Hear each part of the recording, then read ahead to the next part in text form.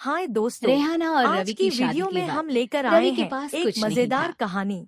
और इसी तरह के रेहाना, वीडियो को सुनने के तुमने लिए मुझसे हमारे शादी करके चैनल एहसान डी किया है। एम कार्टून मुझसे वीडियो ज्यादा तो को तुम कमाती सब्सक्राइब हो। करें, लाइक अरे करें तो क्या हुआ, और अपने एक दोस्तों दिन के आएगा साथ रवि शेयर कि करें। तुम खूब पैसा चलिए कमाओगे। अब कहानी मुझे तुम शुरू पर करते पूरा हैं। विश्वास है। रवि और रेहाना खुद को स्टैंड करने के लिए पूरी मेहनत करते। रेहाना, मैं नौकरी नहीं करना चाहता हूँ। तो कोई बात नहीं, मैं नौकरी करके घर चलाती हूँ, तुम बिजनेस सेट करने की कोशिश करो। एक दिन रेहाना, तुम जानती हो, मैंने जो विज्ञापन बनाने वाली कंपनी खोली थी ना, उसे बड़ी ब्रांड का ऑफर आया है।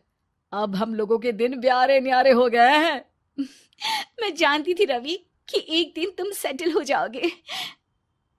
रवि का काम अच्छा चल जाता है। एक दिन वो रेहाना से कहता है, रेहाना, अब हम लोगों का बच्चा भी हो गया है। बहुत छोटा है वो। उसका ख्याल कैसे रखेंगे हम? कैसे क्या, मैं गांव से माँ को लेकर आ जाती हूँ। नौकरी से हाफ डे ले लिया करूंगी। अभी तो वो छोटा है, स्कूल जाने तक मैं मैनेज कर लूंगी। देखो रेहाना, मैं अब अच्छा कमा रहा हूँ। तुमको नौकरी करके परेशान होने की कोई जरूरत नहीं है। अरे कैसी बात कर रहे हैं, मैं अपनी लगी लगाई नौकरी कैसे छोड़ दूं? और मैंने तो सुना है हम लोगों को कुछ ही महीनों में सरकारी नौकरी मिल जाएगी। सरकारी नौकरी में कितना कमा लोगी? उतने में तो मैं ड्राइवर रख लूंगा।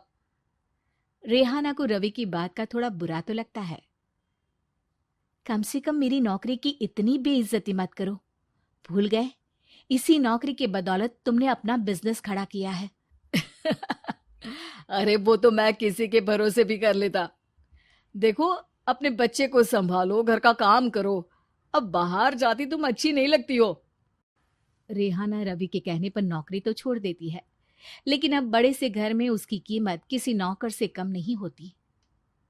एक दिन रवि का दोस्त आता है। भाभी, हम लोग तो आपको तब से जानते हैं जब से आप लोग शादी होकर इस शहर में आए थे। आपकी बदौलत ही सारा बिजनेस खड़ा हुआ है। ये किस्मत तो आप ही की है भाभी। हाँ हाँ भाई, हमारी मेहनत तो कुछ है ही नहीं। अरे होगी, लेकिन भाभी की किस्मत के आगे कुछ नहीं।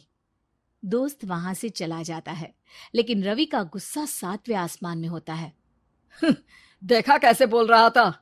अरे बिल्कुल अच्छा आदमी नहीं है ये। कैसी बात कर रहे हैं आप? प्रशांत भैया तो बहुत अच्छे इंसान है रवि। कैसे उन्होंने हमारे मुश्किल वक्त में हमारा साथ दिया था। अरे था पैसा तो साथ दिया, नहीं तो कौन पूछता है? रवि का व्यवहार पैसा आते ही अलग हो गया। वो बंदे को बंदा नहीं समझता। घमंड से घिरे रवि ने तो एक दिन हद ही कर दी। रेहाना, मैं अब तुम्हारे साथ नहीं रह सकता हूँ। क्या क्या बकवास कर रहे हो रवि? क्या कहना चाहते हो? और क्यों नहीं रह सकते तुम मेरे साथ? देखो, मुझे कोई और पसंद है और उसने साथ रहने पर बस यही शर्त रखी है कि मुझे तुम्हें तलाक देना होगा। रेहाना, जो कि एक स्वावलंबी महिला थी, उसने बिना देर किए रवि को कह दिया, कोई इश्यू नहीं, मुझे पैकिंग में 4 दिन का वक्त लगेगा, लेकिन तब तक मैं तुम्हारे साथ नहीं रहूंगी। 4 दिन के लिए तुम कहीं और शिफ्ट हो जाओ, मैं घर से निकलूंगी तो बता दूंगी। रवि घर छोड़कर चला जाता है। रेहाना को दुख होता है, वो रोती है, लेकिन व्यवहार से स्ट्रांग रेहाना को पति के वापस आने का और उसे सबक सिखाने का पूरा भरोसा था। फिर एक दिन, अरे शुशिका, कब शादी करोगे तुम मुझसे? यार मैंने तो सोचा था तुम शादी से पहले मुझे विदेश लेकर जाओगे, महंगी कार दिलाओगे। अरे सब दिला दूंगा, लेकिन पहले मुझसे शादी तो कर लो। हाँ हाँ, क्यों नहीं। मैं कुछ दिनों के लिए अपने मम्मी पापा के पास जा रही हूँ और लोगों से अपनी शादी की बात करूंगी। अरे शुशिका, कैसे रहूंगा मैं तुम्हारे बिना? अब तो शादी ही होने वाली है हम लोगों की। शुशिका रवि को छोड़कर चली जाती है। रवि घर आता है, जहां रेहाना को ना पाकर उसे सब अजीब लगता है। घर तो रेहाना के बिना कुछ नहीं है। बच्चे की याद भी आ रही है।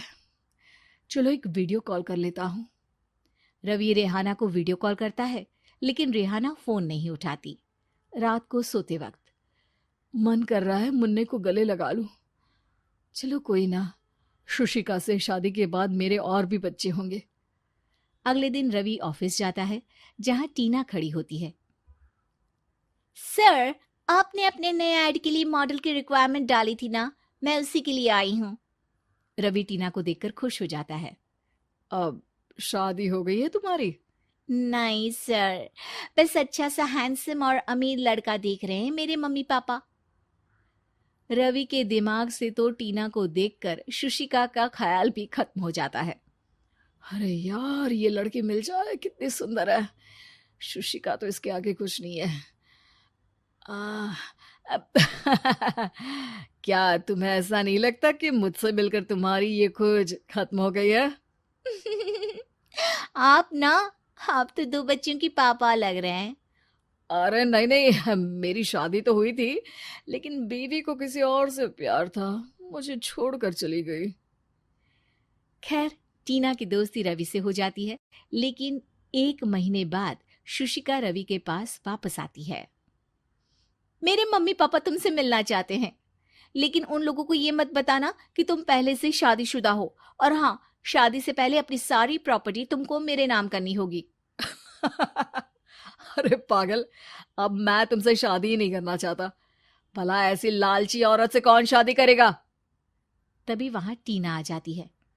रवि, ये पागल सी औरत कौन है? देखो, तुमने ही कह दिया ना पागल, तो पागल ही है।